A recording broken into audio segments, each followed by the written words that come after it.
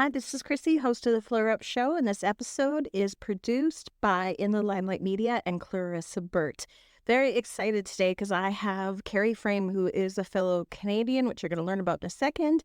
She is the self-kindness coach, which I absolutely love. She is absolutely a beautiful soul inside and out. Let me tell you a little bit about her credentials. She is a certified professional coactive coach. So the Coactive Training Institute is one of the most respected coach certification schools recognized worldwide.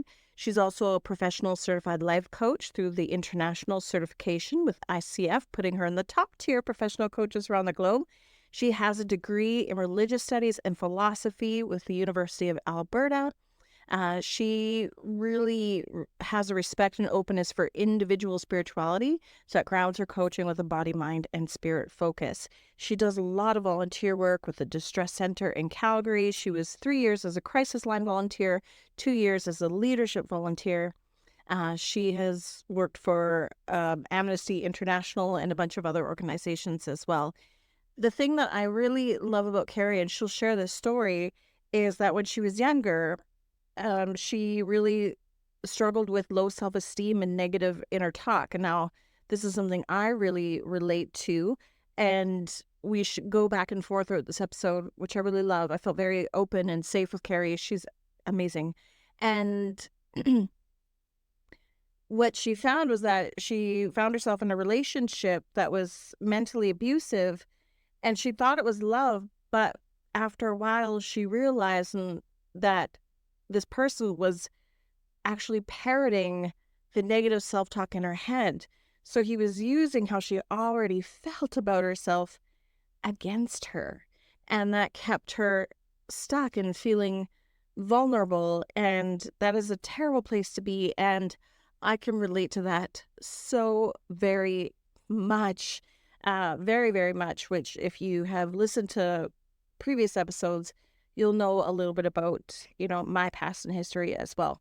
So I just wanted to quickly pop on and say thank you all for listening, for being here. And I apologize again that we've sort of been up and down with consistency in publishing. There's just so much going on, and it's really, really, really exciting. And soon I'll have an update. So make sure you're on my website, risethrive.ca. And make sure that you are subscribed to the Flare Up Show, both on Spotify, but also in the Limelight Media, which has its own television channel in the US. Plus, it's also on Spotify and iTunes and all the places where you can get your audio versions of the podcast. So please welcome to the Flare Up Show, Cari Frame. I have a special guest from Canada, and it makes me really excited because I don't always get to talk to Canadians. And we should. Canadians are amazing. There's lots of talented Canadians. So tell us, my beautiful new friend, who you are, what are you known for, what is your area of expertise, and where do you live in Canada? Yeah, I'm so happy to be here with you, Chrissy. My name's Cari Frame, and I live in Calgary, Alberta, Canada, where we've already had snow, by the way. It's not quite Halloween, but we're there. And I'm a certified professional coach with a strong specialty in helping people build a practice of self-kindness. That's kind of what I've come to, what I'm known for. Yeah, and I think that answered all your questions. Absolutely. Okay. So I love Calgary. I have family there. I was just in Calgary in September. If we had met earlier, I would have come and met you too. We went Amazing. hiking in Kananaskis, and I actually went to Lillian Lake. And it was funny. I'm a prairie person. I live in Winnipeg. It's flat here. Visit my cousins. They're like, don't worry, it's not mountain climbing or anything. Oh no, it was 6 kilometers up a mountain. But oh yes, yeah. Yeah, no, that's a hike. I've been there. Yeah, it was beautiful. Oh, it was so beautiful. Anyways, back to you. So tell us how you got into being focused on self-kindness. Yeah, I think like so many of us in the helping professions, it started from my own personal struggles, where for a long, long time, everybody that knew me would say, "Oh yeah, she's confident, she's great," but on the inside, I was fighting a constant inner battle with my own inner negativity, inner critic. Like it was sometimes it was deafening, and I was just doing what I could to try to keep it off to the side so I could still function and everything. And when I became a new mom, it just totally took over. And I was overwhelmed with I couldn't win the battle anymore, right? And so luckily I had supportive people around me who were like, yeah, you need some help. Like you're you are going down. So I did get some really great help, and I realized how completely essential it is to bring awareness and choice around how we talk to ourselves, how we think of ourselves, because it's the filter through which we engage with everything in our life. So yeah, so that's where I actually started as a nutrition coach, because I had had a long battle. Oh, amazing, Yeah. amazing. Yeah, because maybe like you, like I'd had such a long battle with the, diet culture and hating my body and da da da da da. And so I thought if I could help people heal their relationships with food, but I very quickly realized for the people I wanted to work with, it wasn't about the food. It was about how they saw themselves and therefore how they saw the food and how they engaged with the food and what they used it for, blah, blah, blah. So then I went back to school, studied psychology, and went to coach training school, and that was 8 years ago. And it's been evolving. Self-kindness has become more and more of a focus because I see the feedback from clients when they start to cultivate, when they focus at that place within themselves, they start to see more progress. They're able to ride the waves of change, where you fail and you have to like pick yourself up again.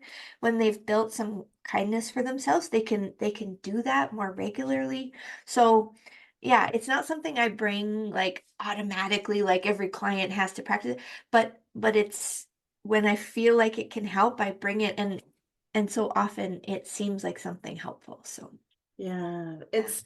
it's incredible how these messages, and it's funny because I don't believe that that voice that tells us these terrible things about ourselves are actually our own voice. Mhm. I think they're things that we develop for coping and survival when we're young. Right. There's all sorts of things, or things that just got Yeah. trapped in our head as we listen to other people's opinions of ourselves.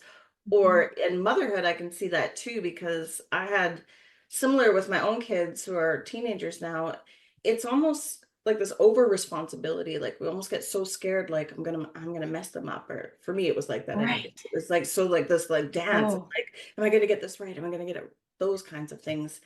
I remember not too long ago, actually, I had a talk with a good friend um, in the UK, and I was saying something that was on my mind about what I thought about myself, and they're like, "Wait, say that again." mm. Then they were like, "What? Whoever that voice is, they're an arsehole, and you should never listen to them again."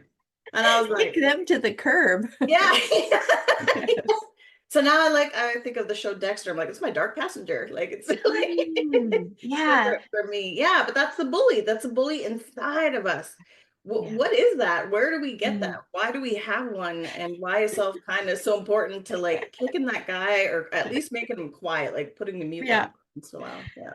There's a lot of different psychological theories about Mhm. what it's for, where it comes from. So I kind of choose the one or the combination of theories that rings most true to me. So we naturally have protective parts of our brain, right? Like the oldest part of our brain is the part that's been the best at keeping us alive, right? Yeah. But it's also, if there was a dumb part of the brain, this is the dumb part of the brain because literally all it knows is change equals danger. Mhm. That's what it knows. So then if you start to build a bit of a habit of thinking like let's say you think, um, my body's too big. My body's too big. And that becomes a bit of a habit of thought. That part of your brain that's built to protect you is like, okay, now this is our normal. and change equals danger. So we want to maintain and support the normal. So we're going to reinforce this habit of my body is too big, and we're going to look for things in the world to validate it. And we're going to make this person make choices that make that true. And so then you get this whole identity that is grounded in this false thought. But it all really started from a place of like, your brain is trying to protect you from the worst case scenario about you. Like so it's not a smart part of our brain, but nonetheless it's very, very powerful. And what I find heartwarming about it is, or not heartwarming, but hopeful, is that because our brain created it and everything, we have total control and ability to change it. So as soon as you start to be aware of like, oh my God, I feel like crap right now. What is my brain trying to tell me about me? Whoa, it's trying to tell me that like they don't like me because I'm too big or something. Whoa, kind of like your friend, like that's an arsehole. Like that's a Yeah. right. As soon as you can pull that thought out and like really look at it and go, wow, that is cruel and actually completely not factual. Right? Yeah. So then, yeah, once you can do that, you have now a choice. You get to choose what other thought you're going to feel and act from instead. And that's where I find kindness is a good path in, because self-love is too far for a lot of people. If you're used to hating yourself and someone says you just need to love yourself. I'm sorry I put on that voice, but that's what I That's hear when true. I know. Yeah. it's kind of a pandering like cure-all statement that for a lot of people it actually makes them feel worse because they're like, I have no idea how to do that. How does anybody do that? I can't imagine.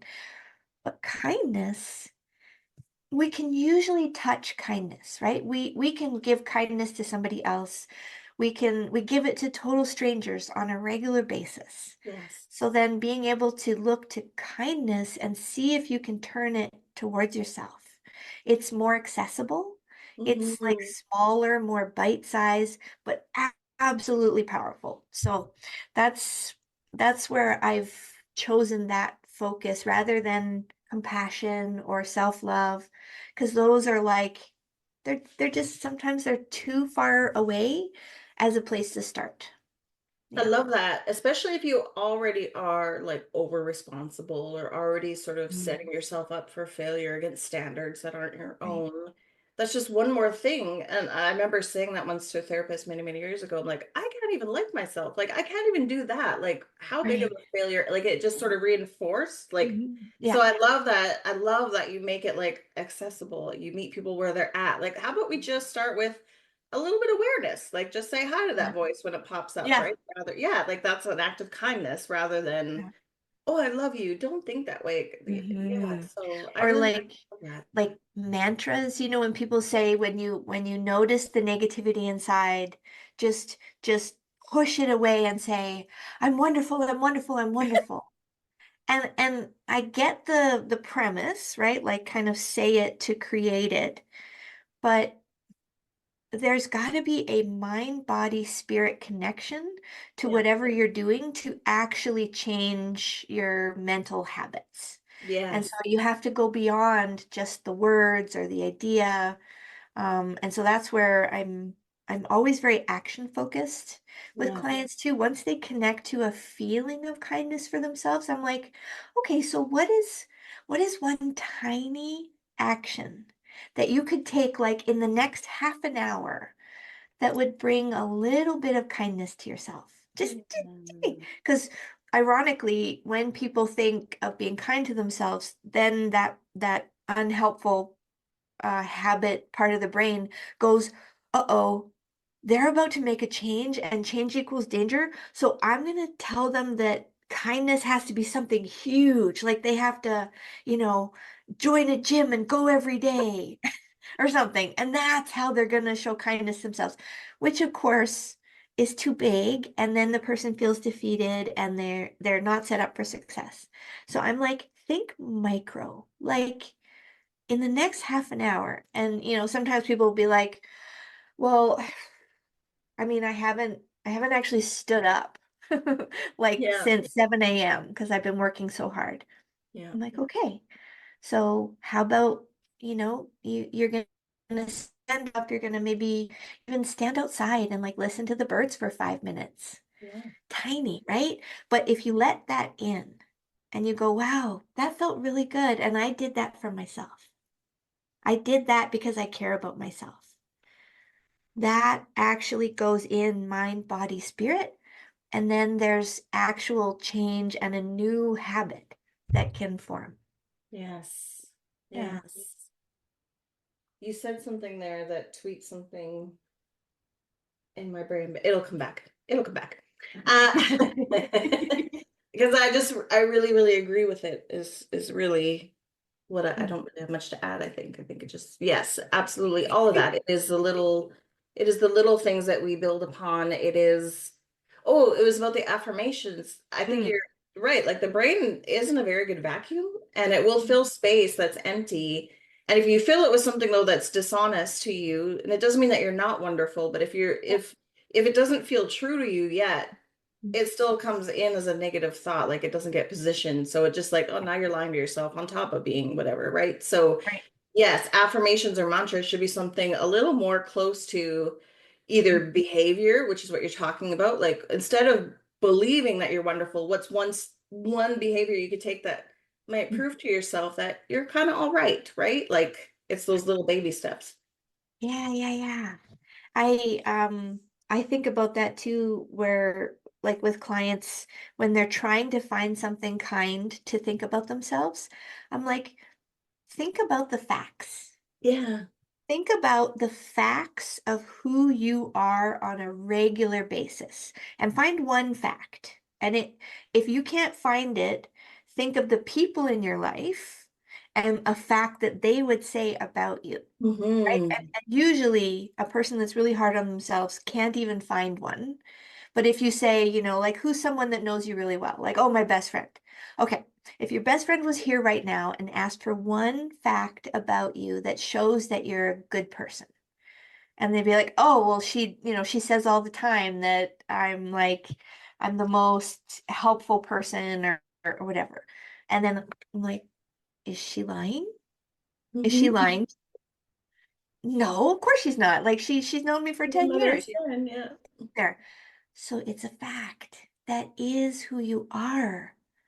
That is who you are. And like let that truth sink in like medicine.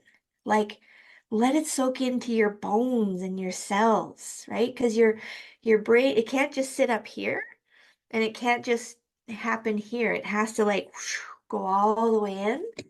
And then you feel it and you're like, oh, okay.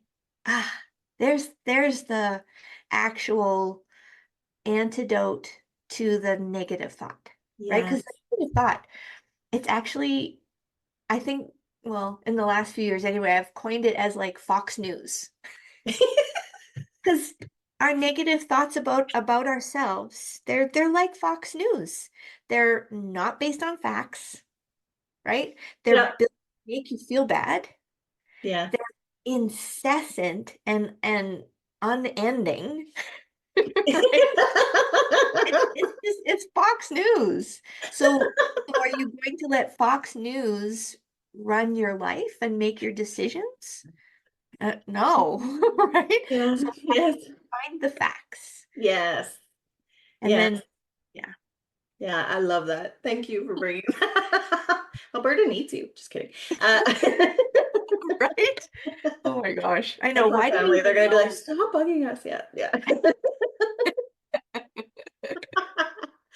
Um, like, so I guess we've already talked about, the brain and how it works, but is there a demographic or a group that you tend to work with that seems to be most prone or more prone to having that inner critic and having it be so loud and effective in their lives? Mm.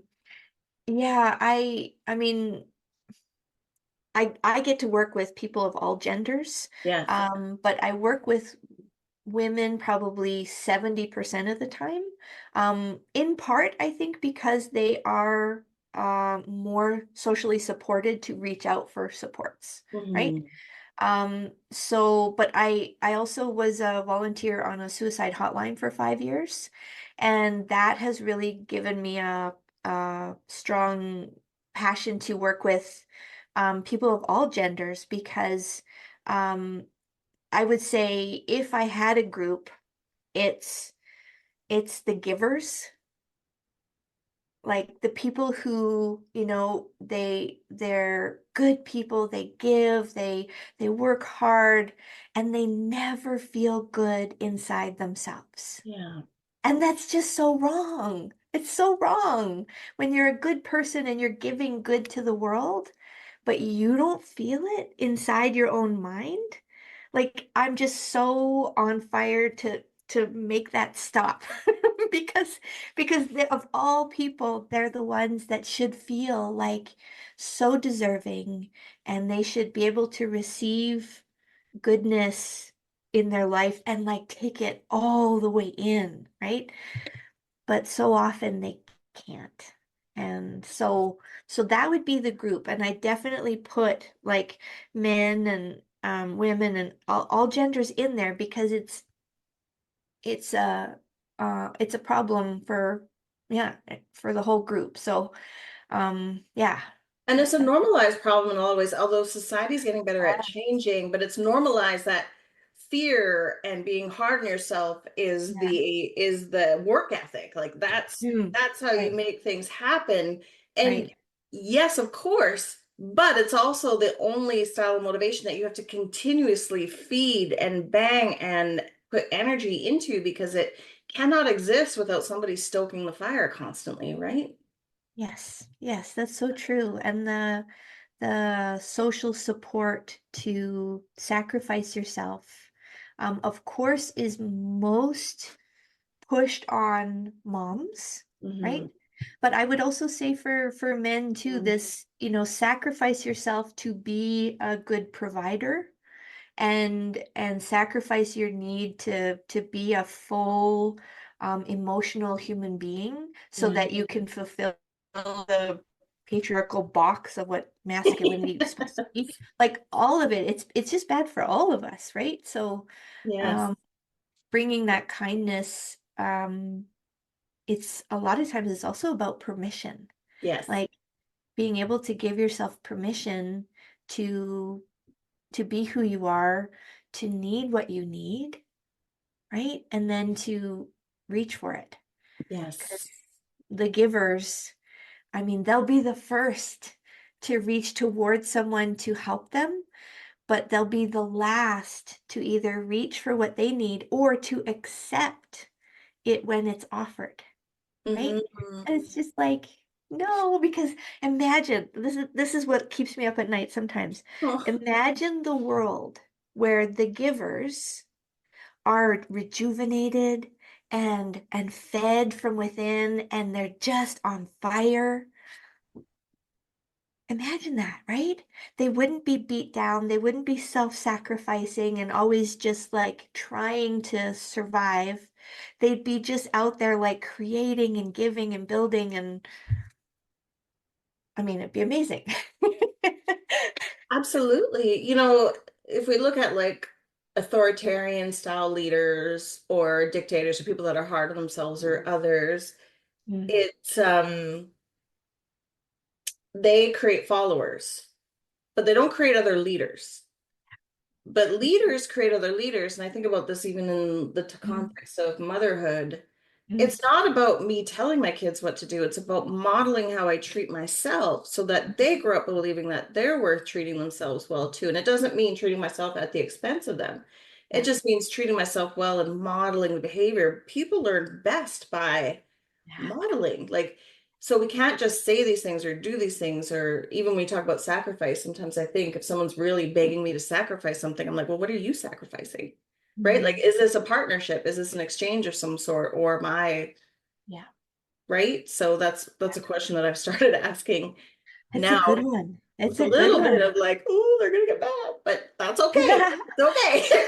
Right? Wow, when you can Yeah. feel the nervousness of like, how will this be received when I actually put my needs into the equation? And Mm. will that create some backlash or damage this relationship or something? But you do it anyway. Yes. And you reminded me actually, Chrissy, of a statistic I read in the last couple of years that I've used with quite a few moms that I've been working with, and it's that I can't remember which study it was, but one of the strongest indicators of psychologically healthy children as they grow up is growing up with a mom who takes care of herself. Mm-hmm. Like and I mean a dad too, right? But in the research, when they have a mom who models taking care of herself while she's being a good parent to them, those kids go on to have a stronger base of well-being. I And yeah. wow, like, right? It's Yes. so powerful. I totally agree. Like I even watch my kid. I mean, they're teenagers and they're, Yeah. they're navigating like romance now, right? So, but to see them do it, like you actually say what you need, you want, you hold your calendar account, you hold yourself accountable, and when you bring Mm. up, you do it timely and with respect, and it's a process, and it's like that Ah, was not how we did things in high school, no. right? Like it is so this gives me hope and I'm like the world is going to be okay. These kids are going to come Yeah. and take over. It's going to Mm. be okay. Right. I know, me too. I have teenagers too. Yes. And yeah, there's so much I learned from their clarity so Yeah. much because, I think I think you're younger than me. I'm pretty sure you're No, no, like, no. I'm going to be 50 next year, so I don't know. oh my gosh. Wow. Okay. So we are on the same Yeah. generation. I couldn't have guessed that. I'm just super Um, mature, so people assume I'm younger than me. Yeah. um, Laughing and goofing around. Yeah. Having a good time.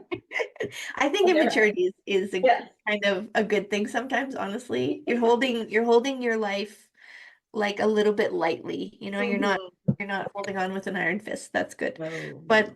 but yeah, the teenagers, um, we had to our generation, like we got taught some pretty unhelpful coping mechanisms and everything from our parents. Um, and so we've had to work to come to the more helpful coping mechanisms and then pass those on to our kids.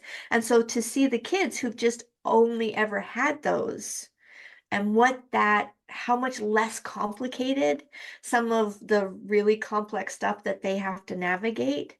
I mean, oh, when I talk to my kids sometimes too, I'm like, they just come out with the clarity so fast. Whereas I feel like it took me, like over 30 years to get Yes. there, right? Yes. So yeah, it's a beautiful, Because beautiful they're thing to be a part of. yeah, I mean my parents for sure definitely grew up in a space where like it was survival and it wasn't that anybody was mean or abusive. It was Mm. just a different time and a different way Yeah, of living, right? yeah. And so I grew up with that as well, but I've sort of been like the buck stops here. Mm. So to see the kids and they don't have to sort of unravel their own existence as they navigate the world, right? They're okay with, well, if I say something that's true and honest and still kind and they choose not to be in my life, well, that's really not about me at that point, right? So Oh, oh it's my so God. interesting, right? Like you're just like, look at you. Yeah, like, right. And then they let them come back. If they come back and they're like, what do I do? Right. Boundaries, right? It's unbelievable at that age. Yeah. Yeah. Yeah. That says a lot about the parenting that you have provided too. Oh, they're good kids. They're good kids too. Mm. Thank you. Thank you. Yeah. So, yes. So, what are some things that we can do to start being kind Mm. to ourselves? So you mentioned, a couple little things about like, but it's a process from the start Yeah. of behaving to actually believing we're worthy of kindness and Right. then self-love. How do we get there? Yeah. One of the things I often start with people is a daily like 2-minute check-in with themselves. So and just like any new habit, you have to kind of set up a structure around it. So, setting up a spot in your calendar or whatever, or honestly, like that's not too much TMI, but like honestly, like when you're in the bathroom, just take 2 extra minutes and just kind of like stop everything and just go like, and I always put my hands here because this is a great physical reminder of what you're doing. Like, okay, how am I doing right now? I don't need to solve it. I don't even need to bring any judgment to it or like it's good or bad or whatever. It's just like, how am I doing? Like mind, body, spirit. What are the readings kind of thing? And even just that can lead to small, kind actions that will then lead to building more of a practice of kindness and stuff like that. But so much of the challenges and the struggles and the illness and everything, burnout, all of that really can only happen when we're ignoring ourselves so thoroughly and for so long. And that's the habit of self-sacrifice, right?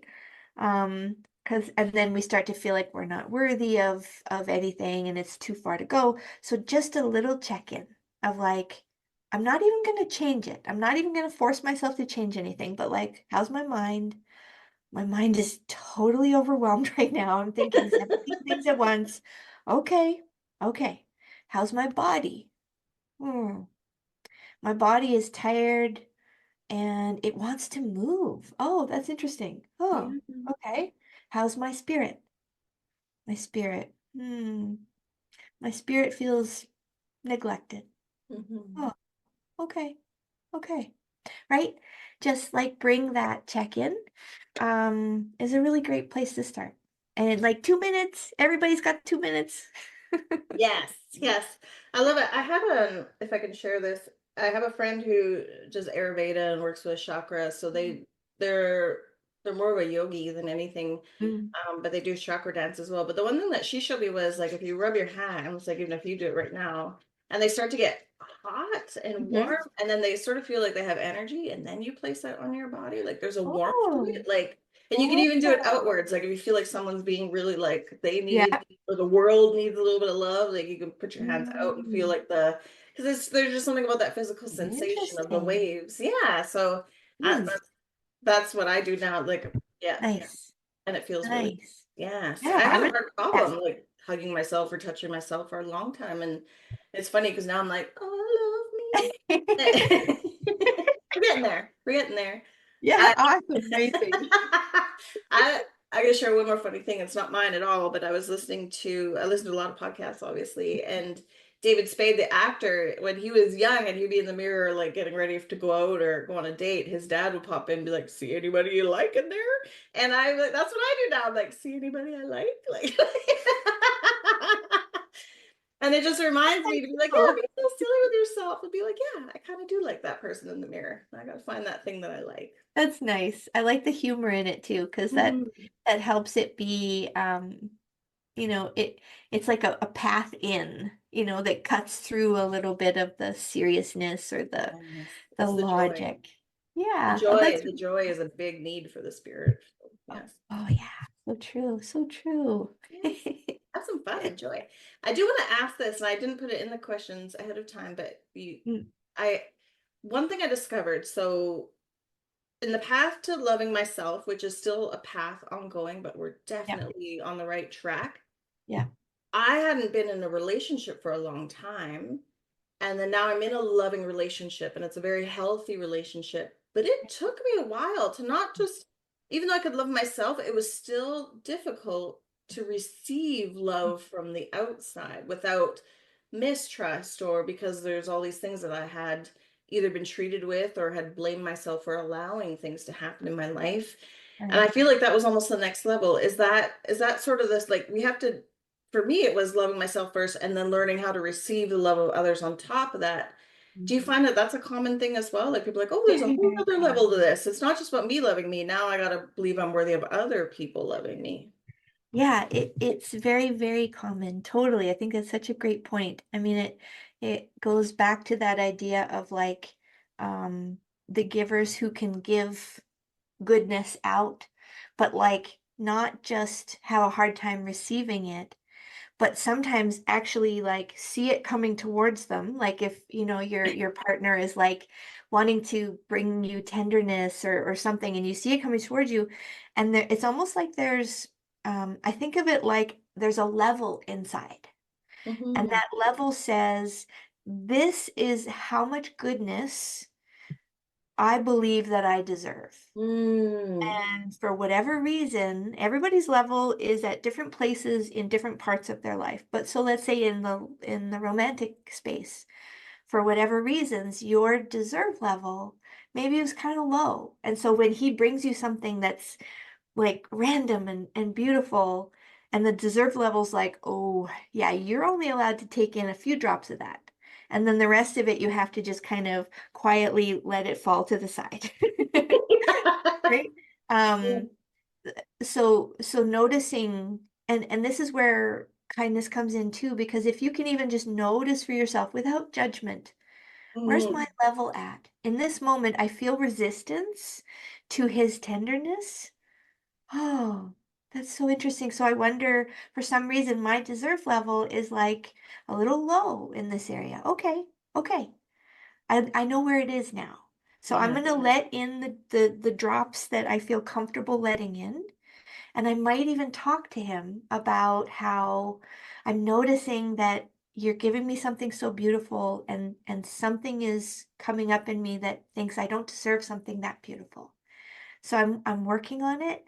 But just so you know, that's kind of what's going on. And even just by sharing Mm-hmm. already, the level is likely to go up because you've acknowledged it, you haven't brought judgment to it, you've involved your loved one in it, right? Like all that stuff. So um it absolutely can go up. And I think of it like, you get to that point where you see the goodness coming towards you, and you just let it all in, and like just you just let it soak in without having to go through some really big filter or whatever. But it is an absolute journey and process. And yeah, and I think it's wonderful that you notice that, and that you're also owning it, right? That Mm-hmm. it's like, I can tell that this is my thing, and I'm curious about it, and I want it to build. So I find that, thinking of it as a level is helpful, because then you can be like, oh my gosh, it's a little higher today, or Yes. and then you can see progress. So yeah. Yes. Yes. I love that. I love that. And what I would say to someone too is if you were exploring that, I mean, this is a really great way to also, I don't mean test, but also just to observe how your partner responds Mm. to, right? Like how Yeah. you respond, how you communicate your insecurity or thoughts or, feelings, your experience, how they respond to that is also a really nice indicator of whether or not they mean the love, right? Because it's easy to love someone when everything's great. Mm. But if someone can love you when you're not at your best for that day, and I don't mean like you're abusive or anything like that. I just mean like Right. we're allowed to have You're emotions. struggling Like with we it. can be Yeah. angry and sad for all sorts of Yeah. things. That's okay. Yeah. And so if they treat you with, Mhm. the grace, love, even if they're angry too, it's about, Mhm. yeah, so you're not only, modeling your own behavior, but you're also really getting to Yeah. see, because that's how trust is built, especially if you come from a place of abandonment or insecurity. If they're steady and consistent Mhm. over time, that's when there's something good there. Yeah, So, so true. So true. Yeah, they're really showing you who they have the capacity to be, not just when it's easy, but when it's challenging. Yeah. And yes. and they can't show you that unless you vulnerably share, like, I'm a fucking mess over here. Oh, sorry. Yeah. No, it's okay. I put an explicit warning. Don't worry about it. Okay. like I'm a mess today, and this is how it is. And I was thinking it was about you, but now I kind of realize it's about me, and like, and how they handle that. Yeah, it's We you know. have a little code word because he's Oh, Turkish, nice. and in Turkish there's a word. It doesn't mean crazy per se. It means a little touched or a little like not thinking straight, and it's delete. So if we have to have a discussion where one of us is sort of not at their best, we say first of all delete, and then and then we start laughing. Like, okay, let's see Okay. how delete we are today. Love that. Honestly, if it incites laughter at the Yes. start of a hard conversation, you're Yeah. already ahead. Yeah. Yes. Yes. That's awesome. Absolutely. So Please. that's what we use. That's our safe word. Yeah. Delete. Delete. Delete. Yeah. It's really nice. That's so I've never had cool. a partner that really sort of enjoys the humanness of being human together. Oh, It's been really beautiful. Yeah. God. Yeah. That's amazing. Anything's possible Absolutely. when you're experiencing that with someone. Yeah, that's Mhm. wonderful. Absolutely. So tell us about your book. So you have a book. It's in process. Yes. It's not out in the world yet, but I'm hoping in the next 6 months Mhm. it'll be ready. So the working title is From Self-Loathing to Kindness, A Journey in 9 Stories. So I've been a writer my whole life, and I love the books that bring a story element while also sharing like an understanding of kind of like here's what's worked for me, or here's what has been a meaningful change for me. So it's sort of, well, so it's not a how-to, right? It's like here's a bunch of vulnerable sort of creatively written stories, but that tell that journey from really losing the battle of with my inner self-loathing to now, and helping people. There's some client stories in there, and experiences when I was on the suicide hotline and stuff like that. Oh, I love that. That's beautiful. That's Yeah, beautiful. And where else can people find you and learn more about you and your services and be yeah. in touch with you or read your writing? Yeah. For sure. So website cariframe.com, CARI frame.com. And on social media, I'm known as the self-kindness coach. So Mm. it's all one word, easy to find. Yeah, I honestly, super honest with you, Chrissy, I haven't been doing much on social media. It's been really lovely, but there's lots of content there. I'm getting back. I'm getting back to it, but I've been like really assessing, I want to bring value, but I also don't want to be a slave to that. Oh gosh, no, Yeah. no, not So at all. I'm trying to find the balance there, but there's lots of stuff there, and people can definitely reach out to me. I do have group programs and one-to-one support options too, so Awesome. I'm here to help. Awesome. And I love that you mentioned that about discernment of time because as a wholeness coach, that's what I teach is like it's not about having everything going at 100 at once. There's always going to be give and take Mm, and discernment and balance. Life is messy. Like it's not mm, about trying to be well, it's about being whole. So mm. and then your Love act that. is really like being kind to you. That is you are demonstrating self-kindness when you're like, yeah, Yeah. a break from the Facebook craziness. Maybe after November 6th, it'll be a little bit better, but we'll see. Oh, Yeah. right. Yes. I really, really, really hope. Please.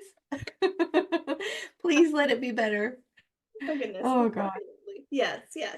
So, okay, what would you like to leave our audience with? What would you love people out there to know most about Mhm. themselves or a message you might have for them? Mm. That you have the ability to change how you feel about yourself, and that it's not a big, expensive, unachievable process. Even if you take one of the things from what you've encouraged us to, think about today, it'll start to make a difference. Yes. And you deserve it. I And love you deserve it. Thank you. Thank you, Carrie, for sharing your heart and all the wonderful. It was just a pleasure. Oh, likewise, Chrissy. Awesome. It was so great chatting with you.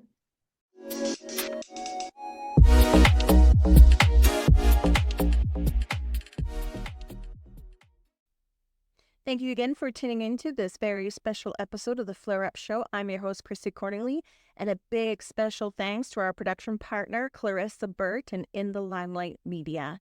If you'd like to check out the video version of this show, please check out our YouTube channels. Just search for In the Limelight Media. You can also look for Chrissy at risethrive.ca, Rise and Thrive Wholeness Coaching. We will see you soon on the Flare Up Show, In the Limelight.